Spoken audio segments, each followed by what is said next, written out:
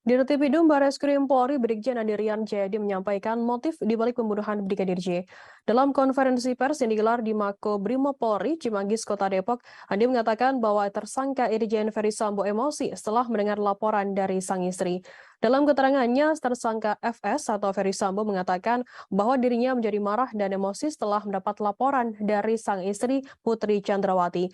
Andi mengatakan Irjen Ferdisambo mengatakan bahwa istrinya telah mendapatkan tindakan yang melukai harkat dan martabat oleh almarhum Brigadir J. Informasi lebih lengkapnya akan disampaikan oleh rekan jurnalis kami dari Tribun Jakarta. Ada Dwi Putra Kesuma yang akan melaporkannya. Silakan rekan Putra.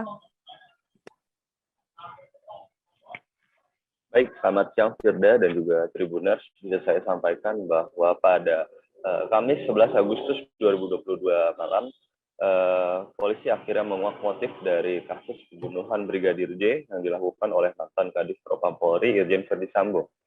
Dirtipidum Mabes Polri, yakni Brigjen Pol Andirian Jayadi, mengatakan pada konferensi pers yang digelar di Makobrimob Cimanggis, Kota Depok, bahwa motif dari Irjen Ferdisambo nekat menghabisi nyawa anak buahnya, yakni Brigadir J, adalah untuk menjaga hakikat dan juga martabat keluarganya, yang mana ia mengaku bahwa istrinya, Putri Chandrawati, telah mengalami tindakan yang merendahkan harkat dan martabat keluarganya. Oleh sebab itu, Irjen Ferdisambo pun hilaf dan akhirnya menyuruh anak buahnya yang lain, yakni Brigadir RE dan Barada RE dan juga rekan RR untuk menghabisi nyawa korban.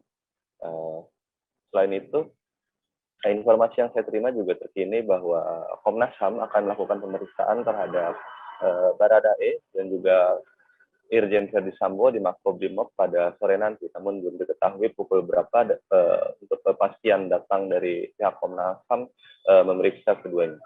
Kurang lebih seperti itu yang saya sampaikan, Firda. Ya, baik. Terima kasih rekan Putra dari Tribun Jakarta atas laporan Anda. Selamat bertugas kembali. Dan akan kami tampilkan Tribuners wawancara dari Dirtipidum Bareskrim Polri Brigjen Andirian Jayadi. Berikut liputannya untuk Anda. Bagaimana tadi sudah disampaikan oleh Bapak Kadif Humas, hari ini untuk pertama kali kita melakukan atau penyidik sudah melakukan pemeriksaan tersangka FS sebagai tersangka. Ya, setelah ditetapkan statusnya sebagai tersangka 2 hari yang lalu. Kemudian bersamaan juga tim sudah melakukan pemeriksaan tambahan terhadap 3 tersangka lainnya, tapi diperketat di Bareskrim. Jangan lupa subscribe, share, komen, dan like ya.